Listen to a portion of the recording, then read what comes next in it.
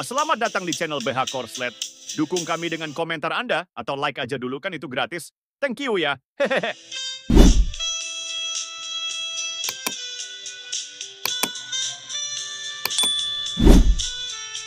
Bab 82.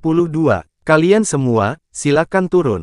Dengan teriakan ini, kedelapan Fajra buru-buru berdiri dari tembok kota, dan semuanya menyelinap keluar dari tembok kota melalui tali tebal.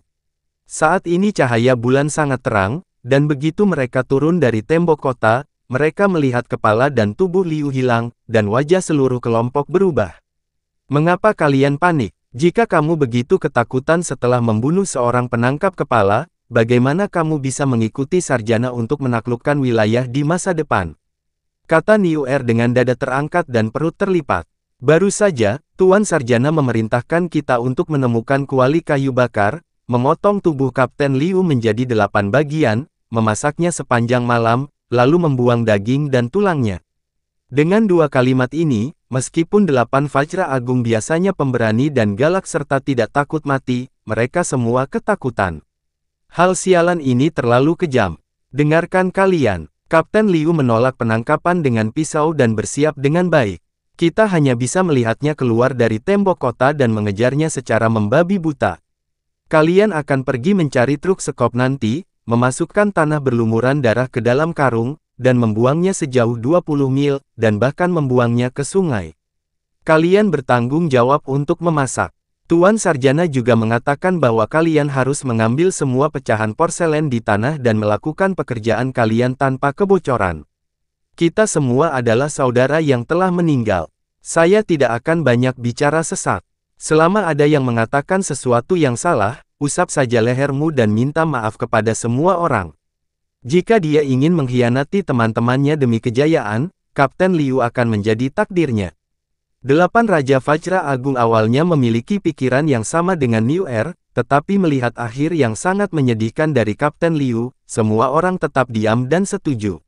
Sekelompok orang ini sedang sibuk di tempat kejadian, dan Li yang kembali ke kantor pemerintah daerah. Saat ini, lobi kantor pemerintah daerah terang benderang. Liu Heida menyerahkan bukti paling penting dari bukti kuat. Dia tidak bisa mengatakan apapun di depan buku rekening dan sudah menandatanganinya. Hakim daerah tidak bisa berhenti memegang akun ini, sambil menyeringai konyol. Pejabat yang kebingungan ini tahu bahwa dia akan menjadi terkenal. Dengan bantuan Li Yang, dia memiliki payung Wanmin dan memecahkan kasus besar. 2 tahun setelah dia menjabat, jika dia menggali tikus sebesar itu, King Liu di pengadilan pasti akan sangat menghargainya. Sekarang dia hanya menunggu Li Yang menangkapnya. Yang mulia Hakim daerah, ada sesuatu yang penting untuk saya laporkan. Hakim daerah mendongak dan melihat bahwa itu adalah bintang keberuntungannya, Li Yang. Hanya saja dia berkeringat banyak karena berlari saat ini, dan sepertinya dia tidak bisa bernapas dengan teratur. Hakim daerah diam-diam merasa geli. Keponakannya jauh lebih kuat sekarang, tetapi dalam analisis terakhir dia masih seorang sarjana yang lemah. Saat ini, mereka yang ditangkap dan ditahan harus melapor atas inisiatif mereka sendiri, hanya untuk mendapatkan reputasi yang baik. Diperkirakan hal ini karena Istana Kekaisaran sedang mempromosikan kesalehan dan integritas pemuda di berbagai tempat, sehingga sangat putus asa. Sistem peningkatan kesalehan dan integritas berbakti berasal dari dinasti Han dan merupakan cara untuk mempromosikan bakat dari bawah. Meski kemudian menjadi permainan bagi yang berkuasa, pada awalnya ini memang merupakan sistem seleksi yang mempromosikan bakat dengan cara yang eklektik. Dinasti Zhou Agung telah mempromosikan kesalehan dan kejujuran selama hampir 2 tahun. Situasi di berbagai tempat berbeda. Jika menyangkut pejabat yang jujur, wajar saja jika merekomendasikan bakat, tetapi pejabat yang korup tidaklah sama. Keponakanku sayang, tolong bicara pelan-pelan. Seperti kata pepatah lama, gunung Tai runtuh di hadapanmu, tapi penampilanmu tetap tidak berubah. Kamu harus tenang saat menghadapi sesuatu. Hakim daerah masih menyelesaikan kata-katanya ketika dia mendengar Li yang berkata dengan tergesa-gesa, "Tuan, Kapten Liu telah bersiap sejak lama, dan dia benar-benar lari dari atap dengan tangga di punggungnya. Kami akhirnya mengejarnya sampai ke tembok kota barat. Orang ini melawan penangkapan dengan pisau dan hampir menebas Niuer. Sekarang dia telah melarikan diri dari kota. Setelah mendengar ini, hakim daerah menepuk pahanya dengan kesal, oh, gagal sekali. Penjahatnya tidak ditangkap. Bagaimana kasusnya bisa diselesaikan? Dia diam-diam mengeluh di dalam hati bahwa keponakannya yang baik melebih-lebihkan kemampuannya. Seorang sarjana bersikeras mengambil pekerjaan ini. Jika dia tahu lebih baik, tidak akan membiarkan dia pergi, tidak peduli apa yang hakim itu katakan. Tapi sekarang setelah masalah ini menjadi seperti ini, hakim daerah tidak punya pilihan selain bertanya, kemana Niuer pergi? Apakah mereka masih mengejarnya? Ya, tim keamanan sangat membutuhkan keselamatan. Mereka memanjat tembok kota dan mengejar para penjahat di hutan belantara. Tuan, jangan khawatir, kasus ini sudah menjadi kasus yang solid. Meskipun penjahatnya belum tertangkap, selama surat penangkapannya dikeluarkan, itu bisa dianggap sebagai pencapaian politik. Tertangkap atau tidaknya adalah urusan hakim daerah berikutnya dan tidak ada hubungannya dengan Anda. Ketika Li yang mengatakan ini, dia dengan sengaja merendahkan suaranya. Sejauh yang saya tahu, hakim daerah berikutnya Huang Bingwen adalah paman Kapten Liu. Jika dia ditangkap, kita akan menyinggung kroni pengadilan. Sekarang kita belum menangkapnya, sebenarnya itu hal yang baik. Ini namanya meninggalkan secercah kebaikan agar kita bisa bertemu lagi di kemudian hari. Kata-kata itu adalah kata-kata bahagia. Setelah mengucapkan beberapa patah kata, hakim daerah merasa itu masuk akal, dan garis senyum muncul lagi di wajahnya. Ya, lebih baik kita tidak bisa menangkapnya. Jika kita menangkapnya, itu akan menjadi masalah besar. Saya tidak tahu apakah Kapten Liu bisa melarikan diri. Mendengar apa yang dikatakan hakim daerah, Li yang tersenyum dan berkata, jangan khawatir, Tuan. Saya memerintahkan Niuer untuk memiliki hati nurani yang bersih. Bahkan jika kita tidak dapat menangkap siapapun, itu adalah keputusan Tuhan. Keduanya saling memandang dan tersenyum, diam-diam memahami satu sama lain. Bagaimana hakim daerah ini mengetahui bahwa operasi pemotongan yang kejam dan brutal sedang terjadi di luar tembok kota? Tubuh Kapten Liu dipotong-potong dan direbus dalam kuali besar sepanjang malam. Niuer dan Bada Jingang memang orang yang putus asa, jadi mereka menganggap enteng hal ini dan segera membuang mayatnya sesuai instruksi Li Yang. Ini bukanlah niat jahat Li Yang. Jika seseorang yang melakukan hal-hal besar tidak memiliki tekad ini, dia tidak lebih dari orang biasa-biasa saja dengan wanita yang baik hati. Kapten Liu bukanlah orang biasa, dan kematiannya ditakdirkan untuk menimbulkan keributan. Benar saja, istri Kapten Liu pergi ke kantor pemerintah daerah dan menabuh genderang di luar untuk menyampaikan keluhan. Laki-laki saya adalah seorang polisi kepala, bagaimana bisa seseorang datang untuk menangkapnya? Petugas anjing macam apa Anda ini? Bahkan jika saya tidak menginginkan nyawa saya masih memerlukan penjelasan. Semakin banyak orang berkumpul di luar untuk menyaksikan kegembiraan tersebut, menghalangi gerbang kantor pemerintah daerah. Hakim daerah sedang mengobrol dengan Li Yang di aula belakang saat ini. Ketika dia mendengar teriakan di luar, dia merasa kesal di dalam hatinya. Semua orang di daerah ini tahu bahwa istri Kapten Liu dikenal sebagai singa mengaum dari Hedong. Hari ini saya ingin meminta penjelasan tentang laki-laki saya. Jika Anda tidak menanganinya dengan baik, reputasinya akan rusak sebelum dia menjabat. Naik tahta, perintah hakim daerah dengan keras. Keponakanku sayang, wanita ini cukup keras kepala. Aku tidak tahu bagaimana cara menghadapinya dengan tepat. Mendengar pertanyaan hakim daerah, Li yang dengan lembut menggoyangkan kipas lipatnya, Tuan, duduklah dengan tenang dan saya akan menjawabnya. Bab 83, Li yang tersenyum dan berkata, keponakan Anda ini memiliki reputasi yang baik. Tolong, hakim daerah, silakan duduk dan dengarkan. Saya akan berdebat dengan wanita itu ketika saatnya tiba. Setelah mendengar ini, hakim daerah mulai bergumam di dalam hatinya. Keponakannya ini bukan lagi seorang kutu buku. Dia telah berbisnis dan berjualan restoran akhir-akhir ini, dan sepertinya dia telah memperoleh pencerahan. Namun penangkapan Kapten Liu tadi malam berantakan, dan hari ini dia masih harus berdebat dengan seorang penipu terkenal di daerah tersebut. Ini benar-benar melebih-lebihkan kemampuannya. Lalu dia memikirkannya, wanita nakal itu terkenal di seluruh negeri. Jika dia benar-benar mengalami konflik verbal di aula, bukankah dia akan kehilangan otoritas resminya? Dengan Li yang berdiri di depannya, tidak peduli apa hasilnya, dia masih baik-baik saja.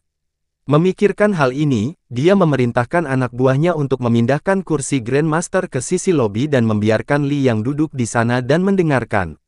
Dia mengenakan seragam resminya, duduk di kursi utama dengan sungguh-sungguh, membunyikan alarm, dan bertanya dengan keras, "Apa yang ingin kamu katakan padaku?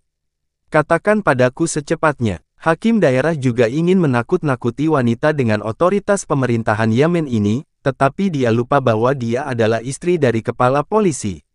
Kantor pemerintah daerah ini sering didatangi banyak orang, dan lobinya terkenal dalam hal ini. Ini sama sekali tidak membuat siapapun takut. "Tuan, laki-laki saya menangkap pencuri dan penjahat di daerah ini setiap hari. Mengapa Anda mengirim orang untuk menangkapnya? Sekarang kami tidak dapat melihat siapapun hidup atau mati, jadi Anda tetap bersama saya." Tikus wanita ini bertubuh besar dan berat, beratnya 200 kg, dan suaranya sekeras bel duduk. Membuka mulut seperti bernyanyi dengan palu tembaga dan wajah dicat membuat gendang telinga orang bergetar. Hakim daerah tercengang dan berkata, "Anda adalah istri yang kasar." Kapten Liu korup dan memutarbalikkan hukum. Keponakannya memiliki buku rekening dan mengingatnya dengan jelas. Anda akan mengetahuinya segera setelah Anda melihatnya. Saya tidak bisa membaca. Sebelum hakim daerah selesai berbicara, wanita itu sudah melolong sekuat tenaga. Bukti apa yang menuduh orang baik dengan buku rekening yang lusuh?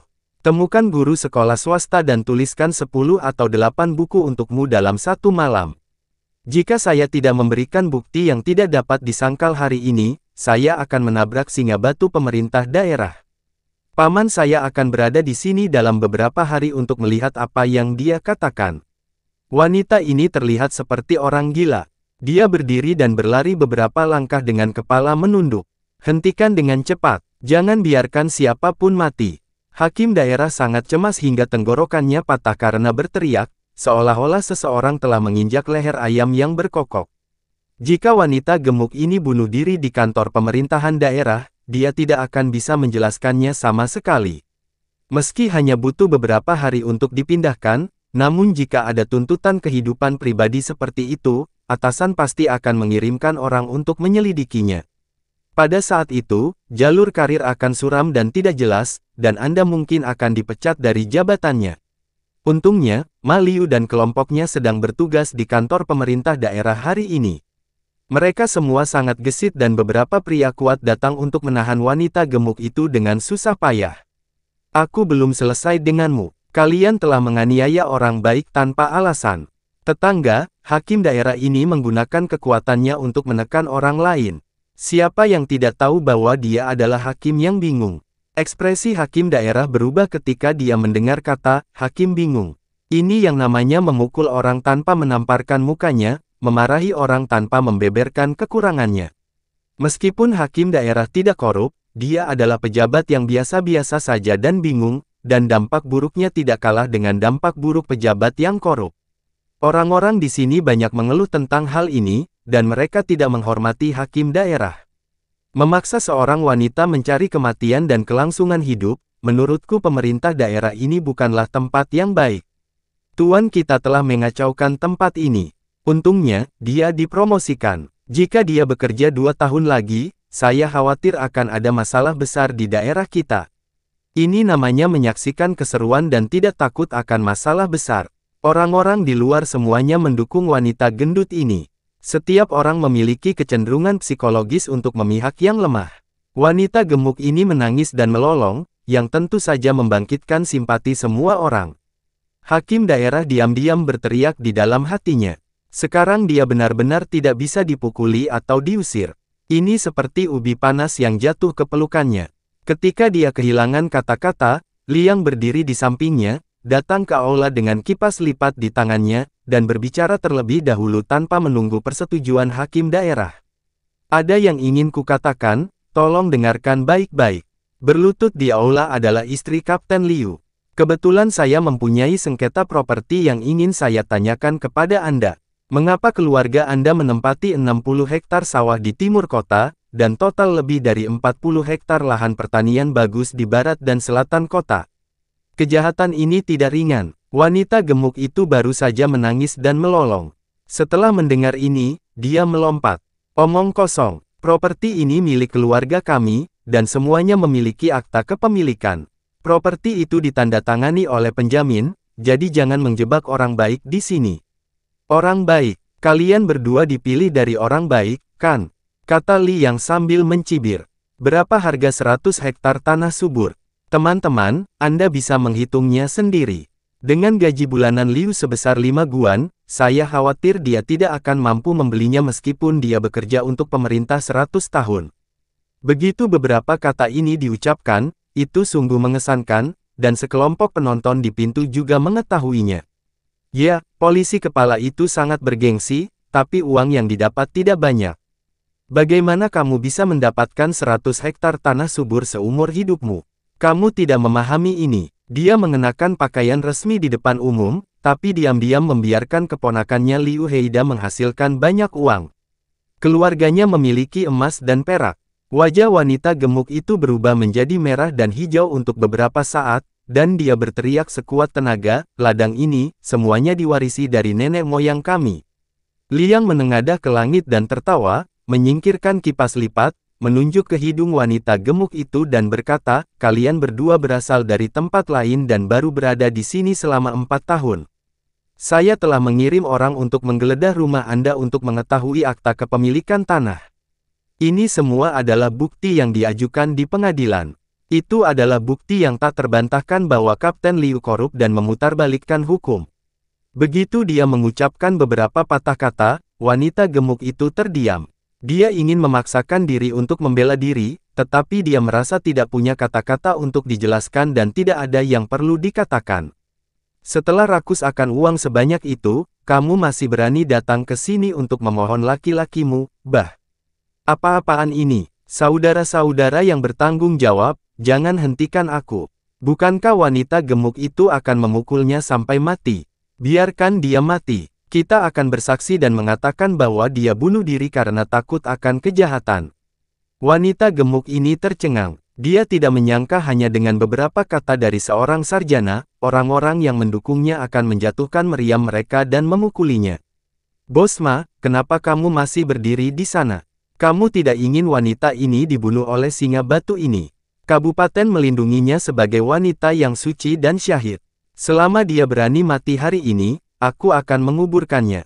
Jika Anda berani mengancam reputasi hakim daerah dengan kematian, kematian bukanlah hal yang disayangkan. Liang berdiri tegak dan matanya tajam, seperti dua pedang tajam yang mencoba menembus orang.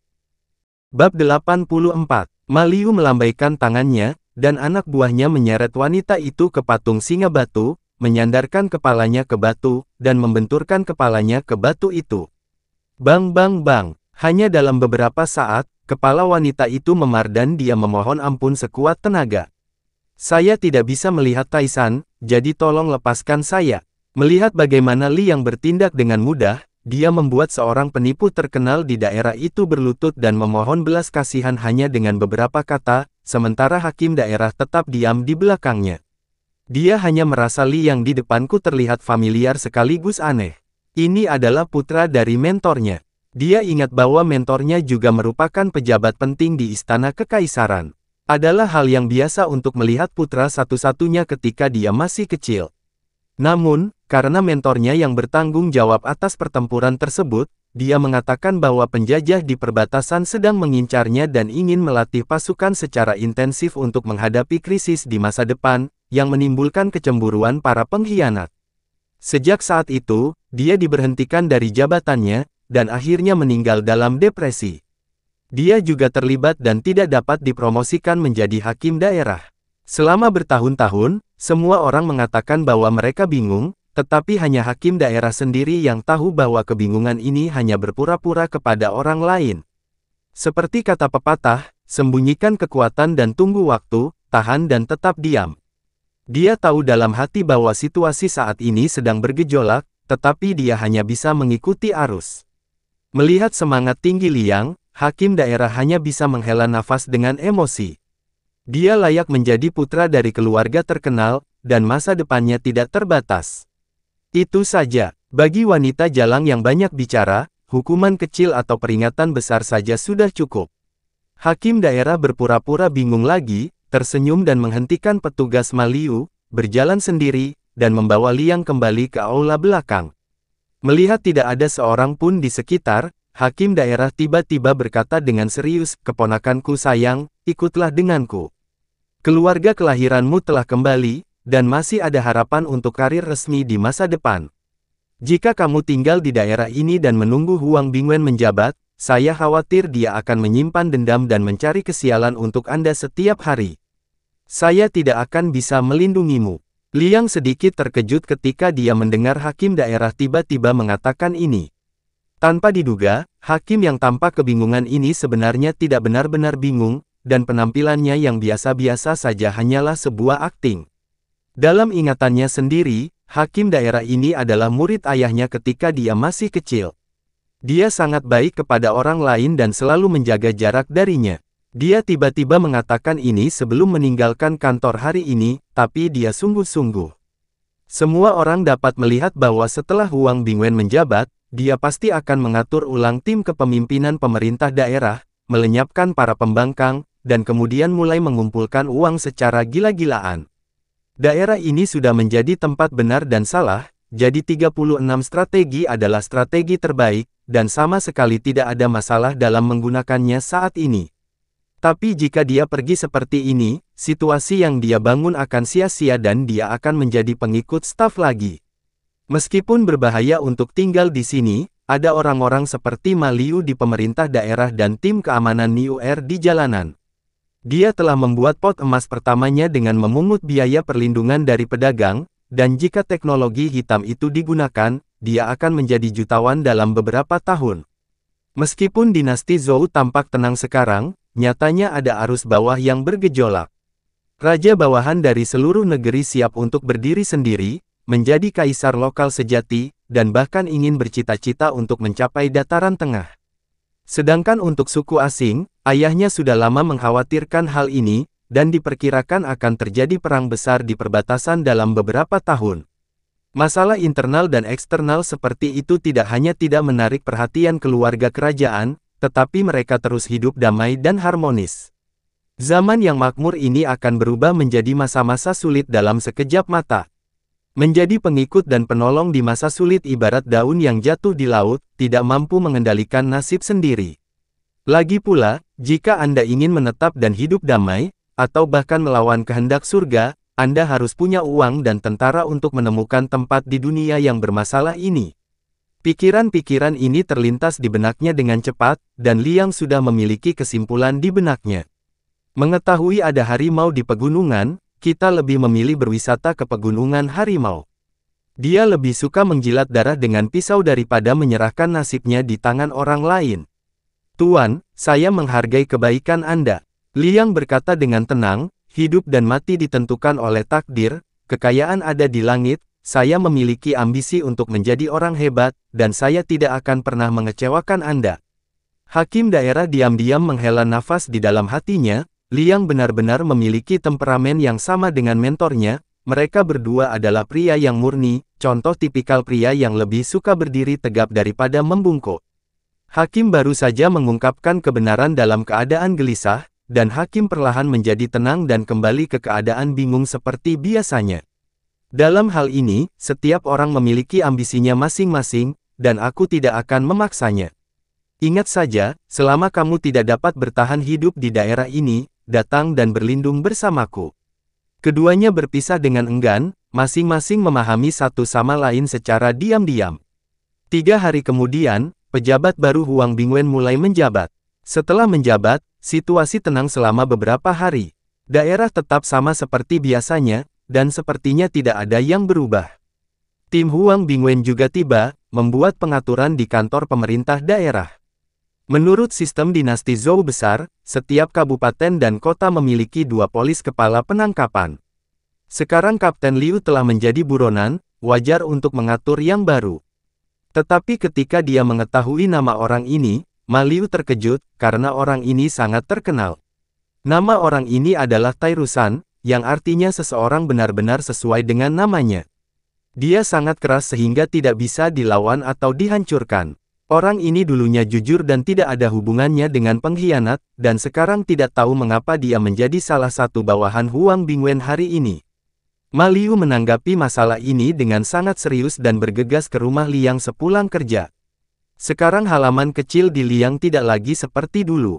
Dinding halaman telah diperluas keluar, dan rumah-rumah telah dirobohkan dan dibangun kembali. Yang lebih mengejutkan lagi ketika memasuki rumah tersebut, penuh dengan perabotan modern, seperti tempat tidur sepanjang 2 meter, meja samping tempat tidur, lemari pakaian besar, dan berbagai kombinasi furnitur. Liang juga kaya sekarang. Meski restorannya masih melatih karyawannya dan belum resmi dibuka, jadi tidak baik memamerkan kekayaannya terlalu banyak, tapi dia harus hidup nyaman di keluarga kecilnya. Dengan furnitur modern ini, kehidupan si kecil Anda akan jauh lebih nyaman. Liang juga meminta seorang penjahit di jalan untuk membuat piyama dari bahan katun lembut. Itu adalah hari yang makmur di masa kecilnya. Ma Liu tahu betul peraturannya dan tahu bahwa istrinya cantik. Karena takut menimbulkan kecurigaan, dia duduk tegak di ruang utama tanpa menyipitkan mata. Setelah Liang masuk, diam-diam dia merasa lucu dan berkata, "Ma Liu, kamu seperti ini setiap kali kamu datang ke rumahku." Kamu sedikit kehilangan kontak. Ma Liu segera berdiri, memberi hormat dengan tangan terkepal, dan berbisik, "Tuan Sarjana, tim Huang Bingwen tiba di kabupaten hari ini, dan saya mengenali kepala polisi kepala penangkap di antara mereka. Orang ini bernama Tai Rusan, salah satu dari 4 kepala polisi penangkapan terkenal di Kyoto. Saya tidak menyangka Huang Bingwen akan memenangkan orang ini. Saya khawatir dia akan menjadi musuh kuat Anda dan saya di masa depan." Setelah mendengar ini, Liang merasa terharu di dalam hatinya. Bagaimanapun, kasus Kapten Liu belum berakhir. Sekarang salah satu dari 4 penangkap besar di Kyoto telah tiba, mungkin Huang Bingwen akan mempermasalahkannya. Badai akan segera datang, dan saya khawatir kebenaran tentang kematian Kapten Liu akan terungkap. Bersambung ke bab selanjutnya.